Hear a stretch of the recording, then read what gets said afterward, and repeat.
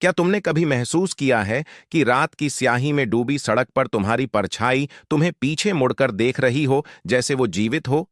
हिमालय की गोद में बसा एक छोटा सा गांव था, भूतिया वादी।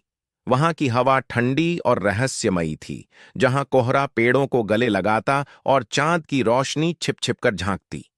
रिया, एक 30 साल की लेखिका, शहर की भागदौड़ से थक कर यहां आई थी।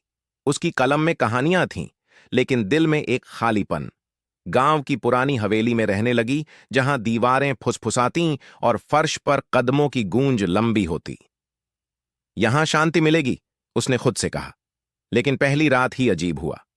लालटेन की मध्यम रोशनी में उसकी परछाई दीवार पर नाच रही थी, लेकिन वो हिल रही थी, जबकि रिया स्थिर खड़ी थी।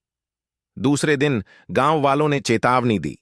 बूढ़ी अम्मा ने कहा, बेटी, इस वादी में परछाइयां जीवित हो जाती हैं, वे मरने वालों की आत्माएं चुराती हैं।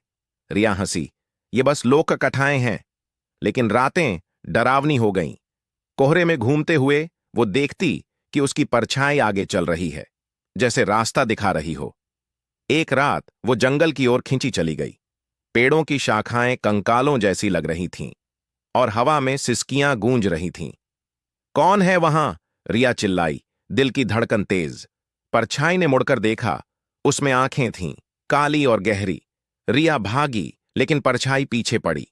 हवेली पहुंचकर उसने आईना देखा। उसकी परछाई मुस्कुरा रही थी, जबकि रिया रो रही थी। सस्पेंस चरम पर था। उसने पुरानी डायरी ढूंढी, जिसमें लिखा था कि गांव में एक श्राप है, हर नई आने वाली की परछाई उसकी जगह ले लेती है। नहीं, ये नहीं हो सकता, रिया बड़बड़ाई। तभी ट्विस्ट आया। परछाई बोली, उसकी ही आवाज में, रिया, मैं हूं असली। तुम तो मेरी परछाई हो जो शहर से भाग आई। मैंने तुम्हें बनाया था ताकि मैं आजाद हो सकूं। रिया स्तब्ध थी। यादें उलझ गईं। क्या वो सचमुच लेखिका थी या सिर्फ एक छाया?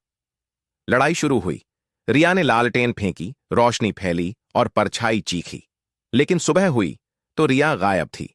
गांव वालों ने देखा हवेली में एक नई लेखिका, जो रिया जैसी लगती थी, लेकिन आंखों में ठंडक थी।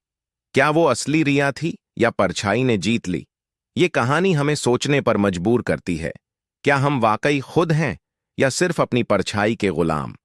अगली बार जब तुम अंधेरे में देखो तो पूछना, कौन देख रहा है, तुम या वो?